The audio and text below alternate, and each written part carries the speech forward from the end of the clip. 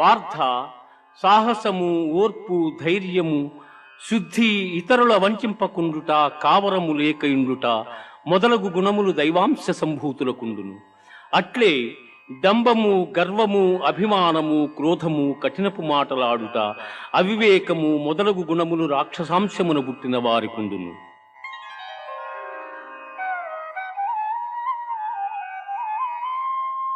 త్రివిధం నరకస్యేదం ద్వారం నాశనమాత్మనః కామక్రోధస్తథా లోభః తస్మాదేతత్రయం త్యజేత్.